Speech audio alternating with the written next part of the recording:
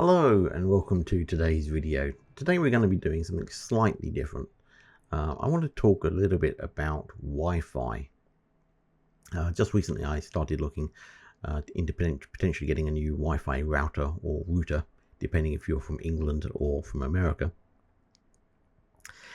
And I've been inundated by news articles, websites saying how to fix my router, why I should buy a new router, why I need to do this. Most of them just say, oh, throw your router away and get a new one. That will fix everything. Now, I've actually been testing Wi-Fi for 15 plus years, so I know everything there is to do with Wi-Fi and most of the issues. And I wanted to pass it on to you guys because most of the time, problems with Wi-Fi are nothing to do with the router. Let me clarify that a little bit. It depends on what symptoms you are seeing. So I know I have some devices, like I've got my phone here, which has a software glitch, which periodically, about once a day, the Wi-Fi data stack on the device corrupts, and I need to power off, or basically I need to disconnect from the Wi-Fi router and reconnect, and everything's fine. I know it's with that device because I've got 10 other devices and they don't need to do it. So you have issues like that. I have had routers or routers in the past where after a week, 10 days or whatever, they would stop working or corrupt again due to a software glitch or firmware problem with the router, and a simple power cycle of the router would reset it, and then it would continue to work for another 10, 17 days or whatever.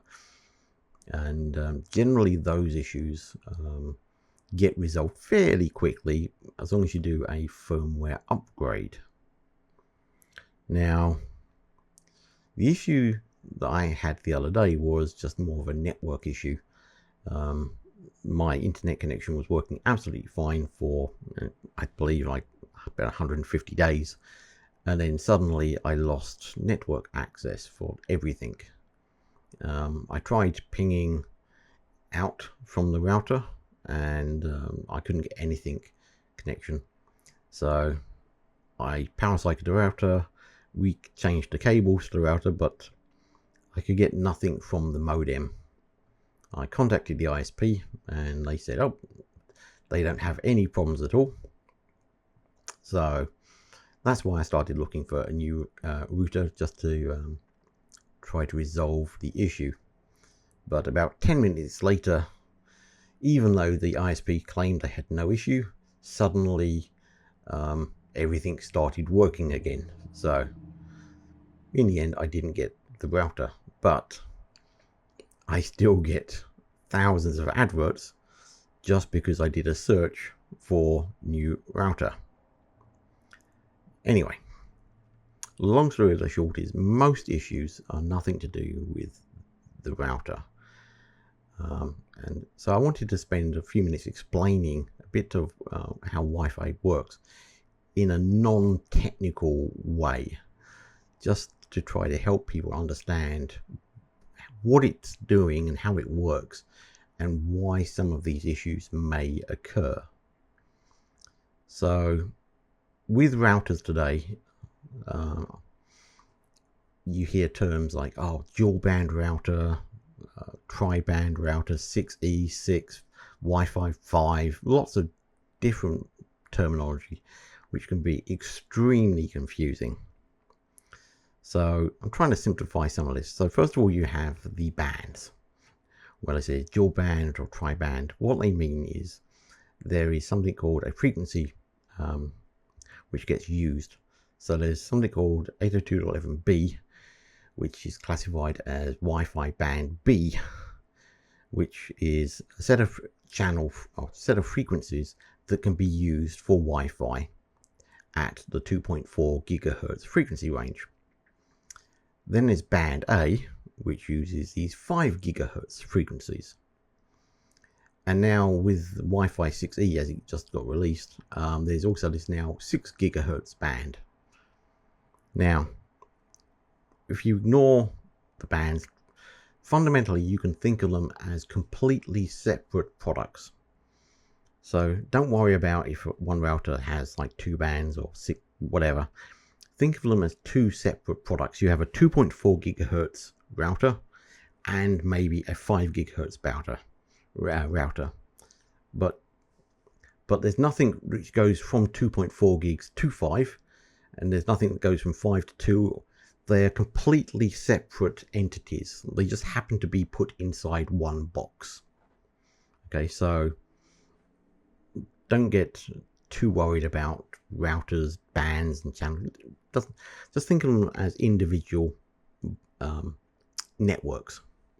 So if we start looking at to start with the 2.4 gigahertz network, band B. Now, it has something called 10 channels, but in reality, the way it works is you don't really have 11 channels. You really have 3 channels. You have 1, 6, and 11, because they sort of like overlap.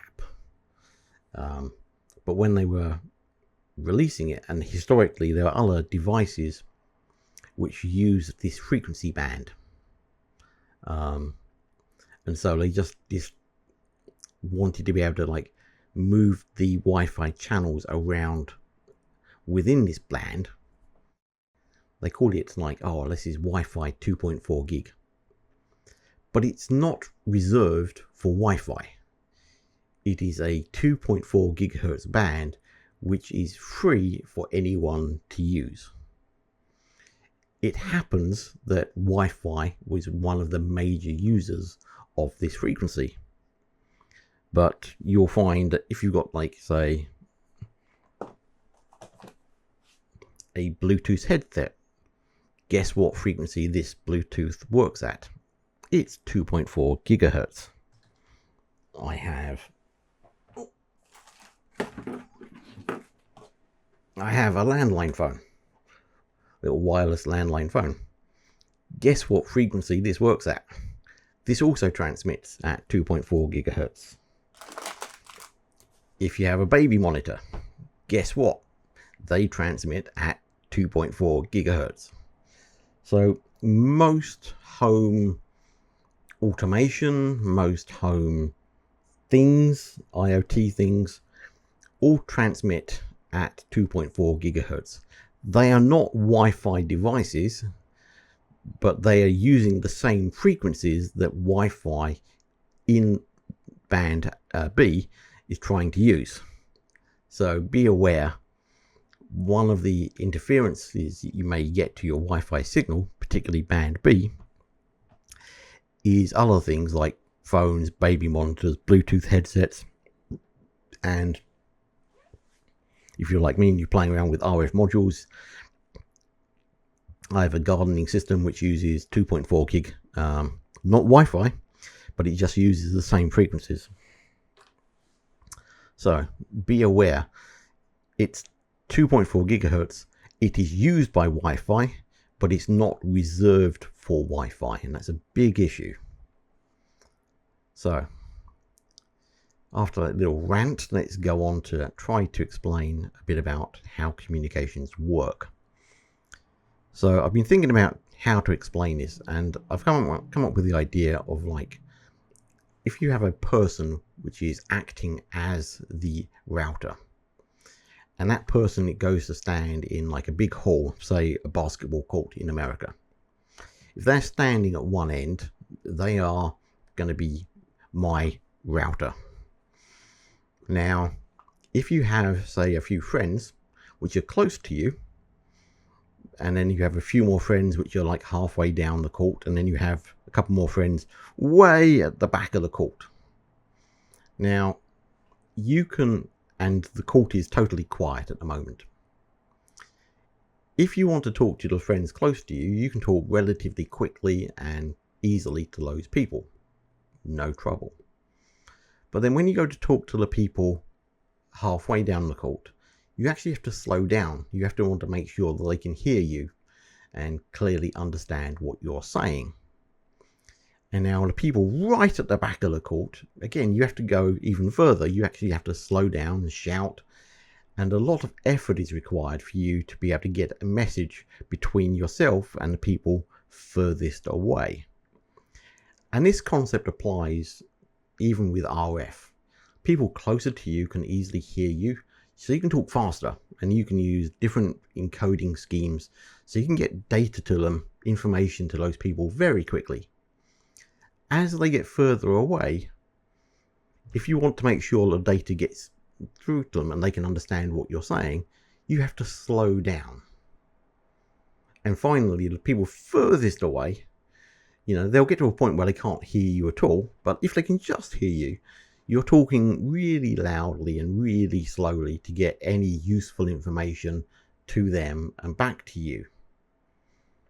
And again, this is exactly how RF communications work. You can talk quickly to people close to you, which is what you'd call a strong signal.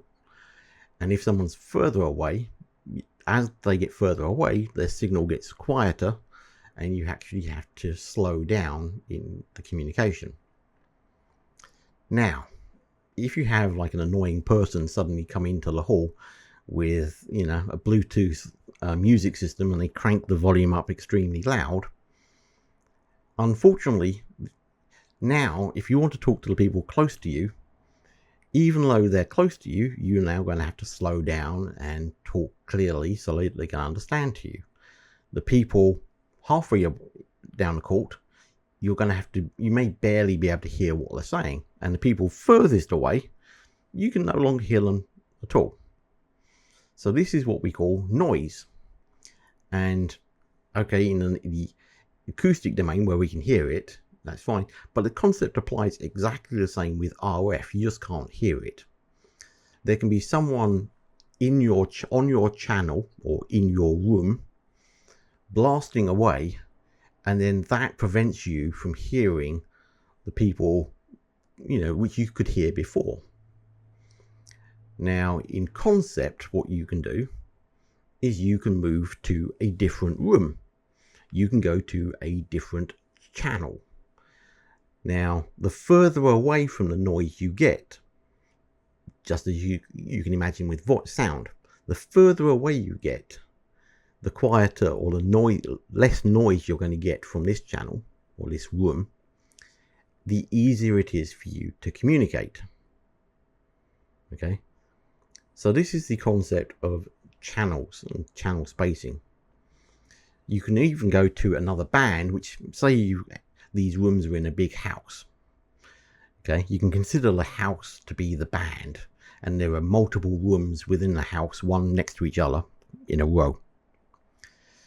If you have too much trouble, you can go to a different house or a different band, like go to 5 gigahertz. And if no one is shouting or making noise in that band, then you can get better communication. Okay, so that's the idea of noise and bands. Try to explain it in a non-technical way. There are many more terms that you're going to hear, which I'll try to get into without becoming too complicated. Anyway, I'm going to leave the video there for the time being and carry on my rant in the next video.